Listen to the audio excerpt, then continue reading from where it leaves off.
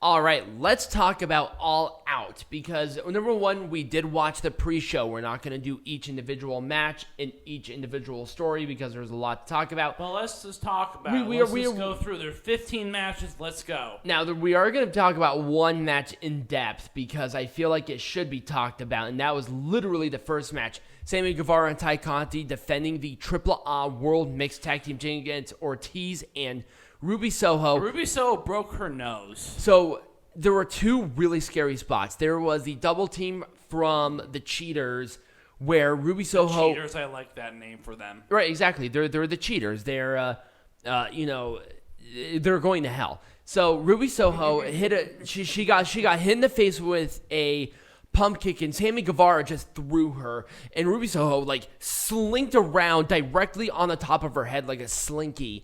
And then Ty Mello now hit the Ty KO, basically concaving Ruby Soho's face into oblivion.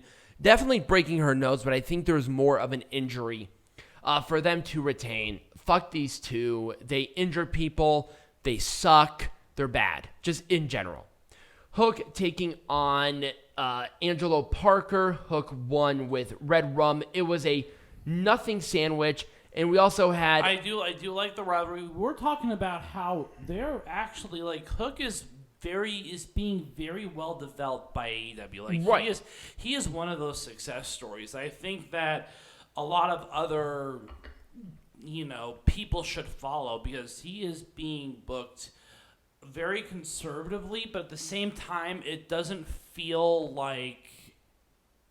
conservative. Right, exactly. He's very prominent. He's doing very well. I wish he wrestled more on television, but they're not doing that. They're kind of doing a Kerry Morton sort of push. Right. And not like a Dominic Mysterio sort of push. That's true, but they're not directly associating Hook with Taz either. Exactly. So that's really helping him other than this is the kid of Taz. Whatever. He's doing his own thing. Pac and Kip Sabian for the All-Atlantic Champion. I like Kip Sabian's gimmick, but it was a good match. It was a decent match. I thought overall it was a good match. It was surprisingly very good for me personally. It was Black Arrow for Pac to retain the All-Atlantic Champion, and then Orange Cassidy came out because they have given up on Orange Cassidy entirely, and apparently Kip Sabian is yelling at a box.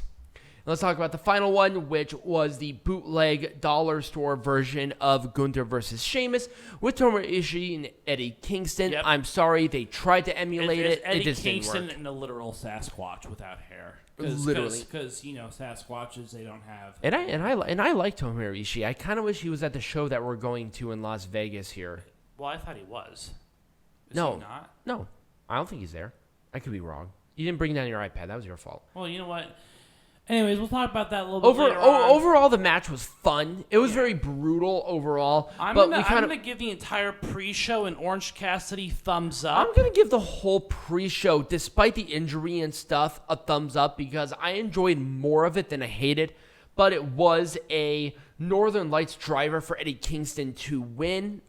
He's super popular. I don't know why he was on the pre-show, but it is what it is. There was nothing for him to do. Anyways, well, there was, but then you had the incident. But we'll talk about that later. Let's move on to the main show then, won't we? Yup. We're going to talk about the